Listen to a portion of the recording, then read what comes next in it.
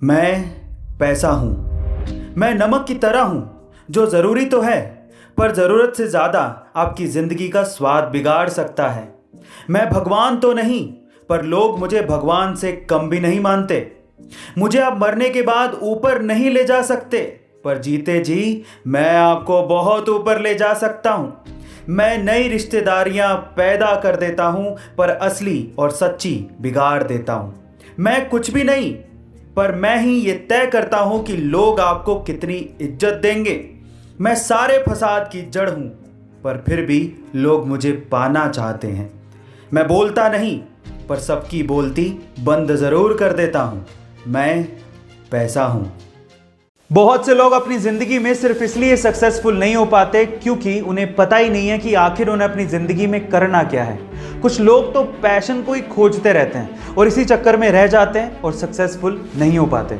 इस बात पे अमेज़न के मालिक जेफ बेजोस का क्या कहना है पता है? वो ये कहते हैं कि पूरी दुनिया में बहुत से ऐसे लोग हैं जो कि सिर्फ इस वजह से अनसक्सेसफुल रहते हैं क्योंकि वो अपने इंटरेस्ट या पैशन को अपने ऊपर थोपते हैं। वो ये कहते हैं कि याद रखिए कि आप अपने पैशन को कभी नहीं चुनते, बल्कि आपका पैशन आपको चुनता है। गाइस, आप इस बात से कितने इत्तेफाक रखते हैं कमेंट सेक्शन में जरूर लिखिएगा और ऐसे अमेजिंग वीडियोस के लिए शेयर, सब्सक्राइब एंड लाइक। मिलते हैं अगली वीडियो में।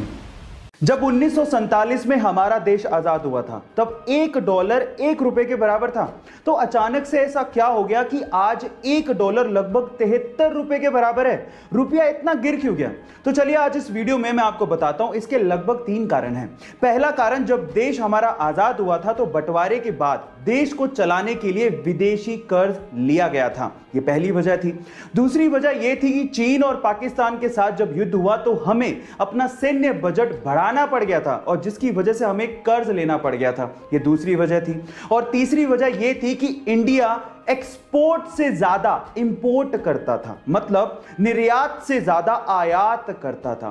तो इन तीनों वजह से हमारा विदेशी कर्ज बढ़ता चला गया और रुपए की कीमत घटती चली गई। गाइस, आपको ये नॉलेज कैसी लगी चैट सेक्शन में जरूर लिखिएगा और ऐसी अमेजिंग वीडियोस के लिए YouTube पे हमारे चैनल को सब्सक्राइब कर लीजिएगा। और अगर कभी कभार कुछ लोग कुछ ऐसा कर जाते हैं जिसे देखने के बाद इंसानियत पर भरोसा और भी ज्यादा बढ़ जाता है। कुछ ऐसा ही किया WWE फाइटर ट्रिपल एच ने। एक्चुअली हुआ कुछ यूं कि एक बच्चे को कैंसर था और उसकी आखिरी ख्वाहिश ये थी कि वो ट्रिपल एच के साथ फाइट लड़ना चाहता था। ट्रिपल एच ने ना सिर्फ फाइट लड़ी बल्कि उस छोटे से बच्चे के पंच से नीचे गिर के उसको विनर बना के जो जेस्चर दिखाया वो काबिले तारीफ था, जिसने मेरा तो दिल जीत लिया। जरा देखिए।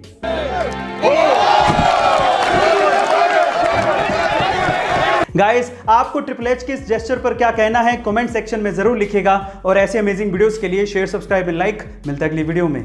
गाइस, अगर आप अपनी कीमत यानी कि वैल्यू बढ़ाना चाहते हैं तो इसके लिए आपको क्या करना चाहिए, क्या आप जानते हैं? चलिए आज मैं आपको बताता हूं।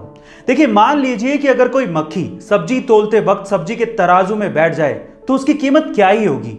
वो उस वक्त सब्जी के भाव से तुल रही है तो उसकी कीमत कुछ भी नहीं होगी।